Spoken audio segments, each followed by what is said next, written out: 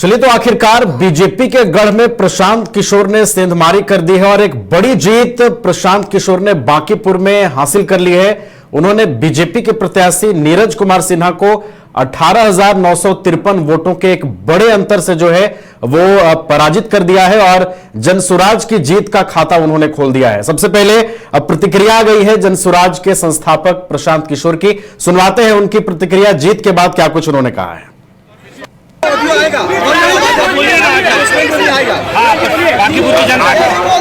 बांकीपुर की जनता का आभार व्यक्त कर रहे हैं और लोकतंत्र है, जीत हार होती रहती है।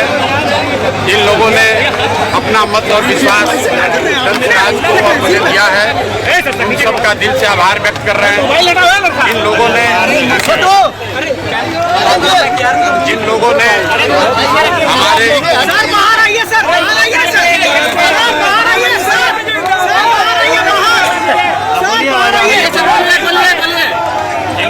हम लोग के राजनीतिक प्रतिद्वंदियों को वोट दिया है, उनका भी धन्यवाद करना चाहते हैं और उनको आश्वस्त कर रहे हैं। जीतने के बाद हमारे लिए जिन्होंने हमें वोट दिया है वो भी और जिन्होंने वोट नहीं दिया है वो भी, दोनों ही हमारे यहाँ बांकीपुर के सामान्य नागरिक हैं। उनके लिए जो कुछ पड़ेगा वो किया जाएगा। लेकिन सबसे बढ़ के बांकीपुर के चुनाव के दौरान जो बात कही गई थी कि ये चुनाव विधायक बनाने का चुनाव नहीं है, ये चुनाव है भाजपा के केंद्रीय नेतृत्व को, मोदी जी को, अमित शाह को एक संदेश देने का कि जिस बिहार की जनता ने आपको 202 विधायक जिताकर आपको पूर्ण बहुमत की सरकार बनाने का अवसर दिया है, एक बार उनके और उनके बच्चों के पढ़ाई, रोजगार और पढ़ाई की चिंता कीजिए और बिहार में किसी अच्छे आदमी को मुख्यमंत्री बनाइए, किसी अपराधी को, किसी दागदार चरित्र के व्यक्ति को मुख्यमंत्री मत बनाइए। बिहार के बच्चों को भी रोजगार मिले, बिहार के बच्चे भी पलायन करके बाहर न जाए, ऐसी व्यवस्था बिहार में कीजिए। बिहार के लोगों को सिर्फ 4-5 अनाज और जातियों के नाम पर वोट मत लीजिए। गुजरात में अगर 25 एमपी गुजरात से जीत कर गए हैं, आप गुजरात की इतनी चिंता करते हैं तो बिहार से भी 40 से ज्यादा एमपी जिता कर लोगों ने भेजा है। एक बार बिहार की भी चिंता कीजिए, बिहार के बच्चों को भी। चलिए तो प्रशांत किशोर को आप सुन रहे थे, जीत के बाद उत्साहित हैं और बिहार में परिवर्तन की बात जब से उपचुनाव का ऐलान हुआ था उस समय से ही ये कहते आ रहे थे कि ये सरकार बदलने का चुनाव नहीं है, ये चुनाव बिहार को एक नई राजनीति से जोड़ेगा। और देखिए अब जब जीत मिली है प्रशांत किशोर को तो वो यही बात कह रहे हैं कि इससे बीजेपी के केंद्रीय नेतृत्व तक ये मैसेज गया है। लेकिन ये मैसेज गया है, इसमें कितना दम है और ये जीत बिहार में राजनीति के क्या कोई नए संकेत दे रही है, और इस पूरे उपचुनाव की हम समीक्षा करेंगे। हमारे साथ हमारे editor in chief Gangesh Kunjan ji studio में हैं, वरिष्ठ सहयोगी राकेश रंजन जी भी हैं। सबसे पहले गंगेश कुंजन जी के पास चलेंगे। गंगेश जी देखिए, आखिरकार बीजेपी अध्यक्ष की सीट पर प्रशांत किशोर ने बाजी मार ली है और एक बड़े अंतर से उन्होंने जीत हासिल की है। सबसे पहले तो कैसे देखते हैं उनकी जीत को आप? देखिए, इस जीत को सिर्फ एक सीट से जोड़ना ठीक नहीं है। ये बहुत, जैसा कि प्रशांत किशोर ने कहा है कि ये बड़ी जीत है और इसके बड़े मायने हैं। एक तो ये महत्वपूर्ण है कि बीजेपी में अभी जितने बिहार के शीर्ष स्थान पर सम्राट चौधरी पहुंचे मुख्यमंत्री के बतौर और वहाँ राष्ट्रीय अध्यक्ष के बतौर नए जो बिहार के अध्यक्ष पहुंचे, उनके लिए भी ये बहुत इम्पॉर्टेंट चुनाव था। इस चुनाव में जो मेरी समझ है वो ये है कि एक बीजेपी ने एक दांव ज़रूर खेला था कि वो एक बिल्कुल कॉमन कार्यकर्ता को उन्होंने उतारा और वो ये देखना चाहते थे कि इससे कितना फ़ायदा होता है या वो नीरज कुमार के चेहरे पर कितना वोट ला पाते हैं। बहुत साफ है कि नीरज कुमार का जो चेहरा है वो प्रशांत किशोर की तुलना में, अगर तुलनात्मक दृष्टि से देखें तो कोई कंपैरिजन नहीं है। प्रशांत किशोर राष्ट्रीय स्तर के चेहरे हैं और हम ये नहीं कहते कि वो नेता राष्ट्रीय स्तर के हैं या नहीं है, उस पर सवाल नहीं है, लेकिन सवाल ये है कि वो चेहरे बहुत बड़े हैं और कम से कम नीरज कुमार से तो बहुत ही बड़े हैं। अब रहा सवाल कि बीजेपी ने इतना बड़ा दांव क्यों खेला। दांव खेलने के पीछे शायद एक बड़ा कारण यही रहा होगा, क्योंकि प्रशांत किशोर मैदान में आ सकते थे या आ रहे थे, इसकी जानकारी होगी, और इसमें अगर किसी बड़े चेहरे को उतार दिया जाता बीजेपी की तरफ से तो मामला इसी तरह से कहीं चेंज होता, तो आप ये तय समझिए कि इससे बीजेपी की ज्यादा किरकिरी होती, क्योंकि उस प्रत्याशी के चेहरे पर आने वाले वोट को भी लेकर सवाल खड़े हो जाते। तो बीजेपी ने इस मामले में थोड़ा सेफ खेलना बेहतर समझा। हालांकि इस चक्कर में प्रत्याशी बदला गया, जो कि एक सेटबैक था बीजेपी के लिए, कि वो पहले किसी और प्रत्याशी के साथ आए, फिर बाद में दूसरे प्रत्याशी के साथ आए। अगर संगठन के जरिए ही चुनाव लड़ना था तो पहले प्रत्याशी में क्या गड़बड़ी थी। और प्रशांत किशोर के अचानक मैदान में आ जाने से समीकरण कहीं बदला, ये समझने की जरूरत है। कैसे बदला? आरजेडी ने एक तरह से मैदान साफ कर दिया। आरजेडी ने अपनी तरफ से, हालांकि मैं देख रहा हूं आंकड़े 14,000 से कुछ अधिक वोट आरजेडी के प्रत्याशी रेखा कुमारी को मिला है, लेकिन इसके ये हम कह सकते हैं कि आरजेडी जो पूरे जितना उसको वोट मिलना चाहिए था उसकी तुलना में ये बहुत कम है। और अगर आप उसके चुनाव प्रचार को देखेंगे तो आपको लग जाएगा कि आरजेडी ने एक तरह से प्रशांत किशोर को आगे बढ़ने में मदद की। और प्रशांत किशोर खुद एक रणनीतिकार रहे हैं चुनाव के, तो उसका भी असर पड़ा। उनको मालूम था एक सीट मैनेज करना था और इसके लिए किन किन को सामने और किस किस रणनीति के साथ उतरना था, ये उनको भली भांति मालूम था, और इसलिए उन्होंने बहुत आसानी से ये बाजी जीती। लेकिन ऐसा नहीं है कि बीजेपी ने कहीं कोई कसर छोड़ी थी। बीजेपी की पूरी यूनिट इसके पीछे लगी थी। कुछ लोग कह रहे थे कि हर 5-10 घर पे एक कोई बड़ा नेता असाइंड था जो वहां जाता था, लेकिन बीजेपी में जो डेंट लगने की उम्मीद है वो वहां पे है जहां पे भूमिहार और ब्राह्मण वाले इलाके हैं, बहुल वाले इलाके हैं, वहां पर क्या डेंट लगा, ये सब धीरे धीरे खुलकर सारी चीजें आ जाएंगी। तो क्या वहां लगा?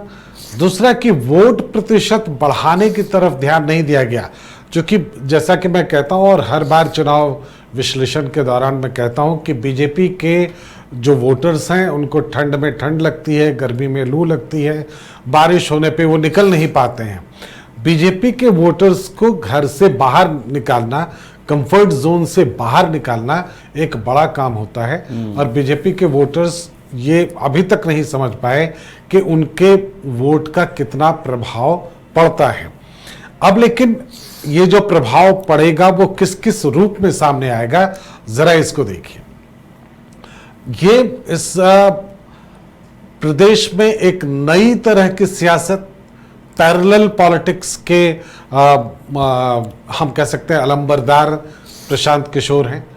जो पैरेलल पॉलिटिक्स इस तरह की है जो गणितीय आधार पर नहीं है बल्कि अलग तरह के मुद्दे उछाल कर है, वो मुद्दे जो कि डायरेक्ट सरोकार से जुड़े हुए हैं, जो वो मुद्दे नहीं हैं जो आमतौर पर भारतीय राजनीति में छाए रहते हैं, उनसे अलग तरह के मुद्दे ये उठाते हैं। अगर ये पॉपुलर होता है तो जो ट्रेडिशनल परंपरागत रूप से राजनीति करने वाले दल हैं उनके लिए मुश्किल होती है। अब इन दोनों को समझना बहुत आसान है। अगर आप देखेंगे कि सीजेपी जो अभी दिल्ली में जंतर मंतर पे हुआ, सीजेपी गैर परंपरागत तरीके से आंदोलन कर रहा था, और जो भारतीय राजनीति है वो इन गैर परंपरागत तरीकों से की जाने वाली तैयारी से बिल्कुल मुकाबला नहीं कर पाती, और ये हर बार साबित हुआ है, वो चाहे अन्ना हजारे का आंदोलन हो, चाहे सीजेपी का आंदोलन हो, या किसी इस तरह के किसी दूसरे आंदोलन का। भारतीय राजनीति में परंपरागत सियासत जो है वो बिल्कुल अलग है, और एक पैरेलल पॉलिटिक्स, समानांतर पॉलिटिक्स चलाने की बात अलग हो जाती है। तो अभी जो भारतीय पॉलिटिक्स है उसमें एक समानांतर रेखा खींचने की कोशिश की जा रही है, और अगर ये बिहार में पहुंचा है तो इसका असर आपको आने वाले दिनों में पूरे देश में देखने को मिलेगा। प्रशांत किशोर, जैसा कि मैंने कहा, ये सीट बहुत छोटी हो सकती है, एक विधानसभा की सीट है, लेकिन इसका इम्पैक्ट बहुत बड़ा होने वाला है और इसके लिए बीजेपी को अब तैयार रहना होगा। एक दूसरे की अभी तक जो फॉरवर्ड क्लास के लोग थे, मतलब ब्राह्मण या भूमिहार या राजपूत या कायस्थ, इनके पास कोई ऐसा दल नहीं था प्रदेश में, मैं देश की बात नहीं कर रहा, प्रदेश में जिनके समर्थन में वो निकलकर सामने आ जाएं या जिनको समर्थन देने के बाद वो संतुष्ट हो जाएं। ये पहला मौका है जब ऐसे, चूंकि दलित राजनीति करने वाले बहुत सारे लोग बिहार में रहे हैं, जेडीयू हो, आरजेडी हो, ये एलजेपी हो, मांझी हो, ये सारे वो लोग हैं जो दलित की राजनीति कर रहे हैं, लेकिन फॉरवर्ड क्लास की राजनीति करने वाला कोई दल इस तरह का आप देश के स्तर पर भी देखेंगे और प्रदेश के स्तर पर भी देखेंगे, कोई ऐसा दल नहीं है। पहली बार उनको एक वॉइस, एक आवाज मिली है, तो क्या फॉरवर्ड क्लास एक अलग धड़े की तरफ मोड़ने जा रहा है? ये बहुत इंपॉर्टेंट है, इसको देखना पड़ेगा। क्योंकि नाराजगी थी लोगों में, भूमिहार में, ब्राह्मणों में, सब में एक तरह की नाराजगी थी, जिस तरह से वहां पर बीजेपी को की नई सरकार को शेप दिया गया जी। तो ये एक पैरेलल पॉलिटिक्स है, जैसा मैंने आपको कहा कि फॉरवर्ड क्लास के लिए एक वॉइस मिल जाएगी, और अब बीजेपी को सिर्फ वो निगोशिएट नहीं करना पड़ेगा जो अब तक वो करते रहे थे, क्योंकि बीजेपी के पास वो परंपरागत रूप से वो चीजें थी पहले से, लेकिन अब ये पड़ेगा, ये इसकी जरूरत पड़ेगी। अब आंकड़ों को समझने के लिए रंजन के पास हम लोग चलिए, तो ये एक बड़ा संदेश है। भले ही ये एक सीट जनसुराज ने जीता हो, प्रशांत किशोर ने जीता हो, लेकिन इसका संदेश बहुत बड़ा है। हमारे साथ वरिष्ठ सहयोगी राकेश रंजन जी भी हैं। रंजन जी, देखिए, वोटिंग का ट्रेंड जब कम हुआ था उसके बाद से ही प्रशांत किशोर इस बात को लेकर आश्वस्त थे कि कम वोटिंग ट्रेंड ये बताता है कि जनता शांत है और बदलाव का मन बना चुकी है। और देखिए, आज जब जीत हुई तो उन्होंने भी ये बात कही है कि बिहार को बदलने के लिए लोगों ने मतदान किया है। और देखिए, जब वो जीतते हैं तो पहला निशाना सीएम सम्राट चौधरी पर ही उनका होता है। वो ये कहते हैं कि किसी अपराधी को बिहार का सीएम ना बनाए। आप कैसे देखते हैं उनकी जीत को, और कितना जो है वोटिंग ट्रेंड इस बार बदलता हुआ नजर आया? देखिए, आपने वोट परसेंट की बात की, तो बांकीपुर या पटना के जो विधानसभा क्षेत्र हैं उनको आप देखें तो वहां पर ट्रेडिशनली वोट परसेंट कम ही रहता है जी। अब अगर प्रशांत किशोर जैसा एक राष्ट्रीय चेहरा अगर है और बावजूद इसके अगर 34-35% वोट होते हैं तो ये चिंता की बात है। इसका मतलब प्रशांत किशोर भी उस भीड़ को खींच नहीं सके कि उनके एवज में आकर वो बूथ तक वोट करे। ये निराशाजनक है कि इतना कम मत प्रतिशत आया। अब हम चुनाव के आंकड़ों पर हम लोग आए कि चुनाव के आंकड़े हमें क्या बता रहे हैं। तो देखिए, प्रशांत किशोर को 49.19% वोट मिला है, मतलब कि 63,203 वोट उनको आए हैं। बीजेपी को 44,250, मतलब कि 34.5% से थोड़ा कम, और रेखा गुप्ता को 14,085, मतलब 11% से थोड़ा कम। जीत 18,953 वोटों की है, मतलब लगभग 19,000 की ये जीत है। लेकिन आप इस सीट में जब इतिहास में जाएंगे तो आप देखेंगे कि नितिन नवीन को जो सबसे कम प्रतिशत वोट बांकीपुर में मिला है, आप इसको जोड़ लें 2010 से, तो 2010, 15, 20 और 25 से पिछले 4 चुनावों की बात करें तो नितिन नवीन को जो सबसे कम मत यहां पर मिला है वो 59% था, जो कि 2020 में आया था। जब 2015 में आरजेडी और जेडीयू साथ में थे, तब भी नितिन नवीन ने 60% का आंकड़ा क्रॉस किया था। 2025 में तो 62.5% अंक थे, माफ कीजिए 62.5% वोट थे। तो अब अगर आप इसको देखें तो आपको क्या दिखता है? आपको दिखता है कि चेहरा कितना इंपॉर्टेंट होता है, और बीजेपी से ये एक स्ट्रैटेजिकल मिस्टेक हुआ। क्योंकि अगर आप देखें कि नितिन नवीन एक चेहरा थे जिनके नाम पर जो सबसे कम वोट 2010 से मिले वो 59% मिले, और प्रशांत किशोर जो कि इस चुनाव में उफान पर दिखे उनको 49% वोट मिले। तो ये एक फर्क आपको दिखता है, और बीजेपी यहां पर मार खाई कि उसने जो है चेहरा उस तरह का नहीं दिया। हालांकि उसके पास इस तरह के कैंडिडेट थे, जैसा कि गंगेश जी ने बताया कि बीजेपी यहां पर सेफ खेलने गई, और कि अगर हम हार भी जाएं तो एक बात हो जाए कि हाँ चेहरा उतना बड़ा नहीं था। लेकिन बीजेपी यहां पर स्ट्रैटेजिकली गलत थी, क्योंकि यह सीट नितिन नवीन की थी जो कि राष्ट्रीय अध्यक्ष हैं, और जब आप राष्ट्रीय अध्यक्ष की सीट नहीं बचा पाए तो इस पर सवाल खड़े किए जाएंगे। क्योंकि खुद नितिन नवीन ने यहां पर चुनाव प्रचार किया, अब फिल्म स्टार्स की भीड़ लगी, मनोज तिवारी, पवन सिंह सभी आए यहां पर चुनाव प्रचार करने के लिए।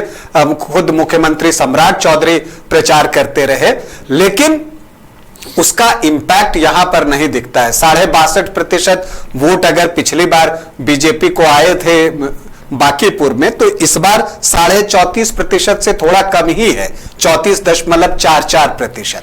तो ये जो आप देखते हैं कि लगभग 27.5% वोट जो है, 27.5 से 28% वोट बीजेपी का कम हुआ है। तो ये वोट टुवर्ड्स शिफ्ट हुआ आपको प्रशांत किशोर के। और इससे भी एक जो बड़ी बात है जो कि बिहार की राजनीति में फर्क पैदा कर सकती है, वो ये है कि मुस्लिम वोट टूटे। आमतौर पर हम जानते हैं कि राजद MY कॉम्बिनेशन पर चलता आया है, लेकिन अगर इस बार आप देखें तो आपको दिखेगा कि यादव यहां 12% हैं और मुस्लिम 9%, और वैश्य कैंडिडेट देकर उसको उस आंकड़े को अगर आप देखें तो 30% के पास करने की कोशिश आरजेडी के तरफ से हुई थी, लेकिन उनको वोट कितने आए? 11%। मतलब यह कि राजद के लालटेन में से भी तेल जो है निकाल लिया प्रशांत किशोर ने। कितना? 18%। 18% वोट का डेंट जो है वो राजद को लगा है, और बीजेपी के लिए तो ये चिंता की बात है ही, क्योंकि जो सामान्य जाति के वोटर्स थे उसमें बड़ी सेंधमारी हुई, खास करके भूमिहार, ब्राह्मण वोटों में, राजपूत वोटों में बड़ी सेंधमारी हुई, और वो टुवर्ड्स प्रशांत किशोर गए। इसके अलावा महिलाओं के वोट भी प्रशांत किशोर को मिले। बीजेपी को अन्य चुनावों में बिहार में इसका लाभ होता था, महिला वोटर्स के ज्यादा वोट जो हैं वो बीजेपी को मिलते थे। इसकी पीछे वजह यह थी कि सामने राजद होता था, और राजद के लिए एक जो आप कहते हैं कि एक चस्पा कर दिया गया इन चीजों को, तो महिलाएं जो है वो एनडीए की तरफ वोट करती थी। नीतीश कुमार की वजह से भी महिलाएं एनडीए को वोट करती रही हैं, लेकिन इस चुनाव में वहां पर भी सेंधमारी दिखी है, तो महिलाओं के वोट में सेंधमारी हुई, तो बीजेपी को तो यहां नुकसान हुआ। लेकिन मुस्लिम वोटर्स निकले, और यहां तक कि यादव वोटर भी दरक गए, क्योंकि अगर आप देखिए कि 12% तो यादव वोटर्स हैं, बावजूद इसके आरजेडी का वोट जो है वो 11% से कम है, 10.96% है। तो चिंता यहां पर राजद की भी काफी बड़ी है कि वो अगर यहां तीसरा कोना बन जाएंगे तो फिर वैसी स्थिति हो सकती है जो कांग्रेस के साथ बिहार में हुई। पहले कांग्रेस मुख्य मुकाबले में रहा करती थी, बाद में जो है वो बीजेपी जेडीयू वर्सेस आरजेडी हो गया और कांग्रेस बाहर चली गई, और फिर अब उसको आरजेडी के साथ गठबंधन पर भरोसा दिखाना पड़ा। तो वो स्थिति यहां पर पैदा हो सकती है कि आरजेडी के लिए भी बहुत ही, देखिए अभी वो सामने से जश्न मनाते शायद दिखे कि बीजेपी हार गई। एक स्ट्रैटेजी भी हो सकती है आरजेडी की कि बीजेपी ये सीट न जीते, क्योंकि ये नितिन नवीन की सीट है, इसलिए जैसा कि गंगेश जी ने शुरू में कहा कि एक वॉकओवर जैसी स्थिति थी। तेजस्वी यादव शुरुआत में विदेश में चले गए थे, लेकिन फिर बाद में लौटे तो उन्होंने पूरा दम लगाया, लेकिन पूरा दम लगाने के बाद भी अगर 11% वोट नहीं आए हैं तो राजद को सोचना तो पड़ेगा और सोचना बीजेपी को भी पड़ेगा। अब अगर आप इसको ऐसे देखें कि अगर 29% में से आप 11% वोट आरजेडी को आता है, पिछले चुनाव में 29% वोट था, मतलब 18% वोट कम हुए। लेकिन अगर आप इसको आरजेडी के वोट से तुलना करें कि आरजेडी के वोट में कितने परसेंट का डेंट लगा, तो वो लगा 29 से 11 पे आया, मतलब कि अगर इसको आप देखें तो लगभग 62% आरजेडी का वोट प्रशांत किशोर के पक्ष में गया है। बीजेपी को कितना डेंट लगा, ऐसे आपको दिखेगा कि लगभग 28% का डेंट है। लेकिन जब इसको बीजेपी के वोट से आप देखें कि कितना का डेंट लगा है, तो लगभग बीजेपी को जो 2025 में जिन वोटरों ने वोट किया था उसमें से जो है लगभग 44.5 से 45% वोटरों ने बीजेपी का साथ छोड़ दिया है। तो ये एक बड़ा जो है वो नुकसान है बीजेपी के लिए भी। हालांकि आरजेडी का नुकसान और भी बड़ा है, क्योंकि उनके मत प्रतिशत में जो उनको जो वोट मिला था उस तुलना में उनको 62% कम वोट मिला है। अगर आप इसको प्रतिशत में कन्वर्ट कीजिएगा कि 29 का जब आप परसेंट निकालेंगे कि कितना परसेंट 11 होता है, तो वो 62% के आसपास आएगा। तो ये हमें आंकड़े समझा रहे हैं कि प्रशांत किशोर का उदय बीजेपी और आरजेडी दोनों के लिए चिंता की बात है, क्योंकि उन्होंने दोनों के ट्रेडिशनल वोट में सेंध लगाई है। सामान्य जाति के वोटर्स और महिलाएं बीजेपी और जेडीयू की कोर वोटर रहे हैं, तो वहां पर उन्होंने सेंधमारी लगाई। मुस्लिम वोटर्स जो हैं वो आरजेडी के कोर वोटर रहे हैं, वहां पर उन्होंने बड़ा सेंध लगा दिया है। तो दोनों के लिए जो है ये चिंता की बात है। लेकिन बात यह भी है कि ये चुनाव सिर्फ एक सीट पर है और उस सीट पर है जहां प्रशांत किशोर चुनाव लड़ रहे थे और सामने कोई बड़ा कैंडिडेट नहीं था। लेकिन जब इसको हम लार्जर स्केल पर लेकर जाएंगे कि जब बिहार की सभी विधानसभा की सीटों की हम बात करेंगे, तो क्या ये जो ट्रेंड बांकीपुर में दिखा है वहां परसिस्ट करेगा, फिलहाल कहना मुश्किल है। लेकिन आप ये तो कह सकते हैं कि प्रशांत किशोर की इस जीत से जो है बीजेपी को बहुत तगड़ा झटका लगा है। इसलिए लगा है क्योंकि ये नितिन नवीन की सीट थी और अब राष्ट्रीय स्तर पर भी ये बातें होंगी, चूंकि इसका इंपैक्ट सिर्फ बिहार भर नहीं है, इसका राष्ट्रीय इंपैक्ट है। क्योंकि अब राष्ट्रीय स्तर पर भी जो विपक्ष के नेता हैं वो ये कहेंगे कि बीजेपी अपने अध्यक्ष की सीट भी नहीं बचा सकी, तो समझिए बीजेपी किस स्थिति में है। घर रहने का मकान भर नहीं, ये खुशियों की तिजोरी है। दरवाजे पर दस्तक देता पड़ोस, खिड़कियों से उमड़ आता आसमां, तारों में उलझी ऐसी ना जाने कितनी दास्तां। कहती हैं चले डायमंड सिटी, एक सफर हम सफर के साथ अपने घर तक। Diamond city, life long bonding, 500 से ज्यादा खुशहाल डायमंड परिवार। जल्दी करें, सिर्फ 200 फ्लैट बाकी। आज ही बुक करें अपना आशियाना।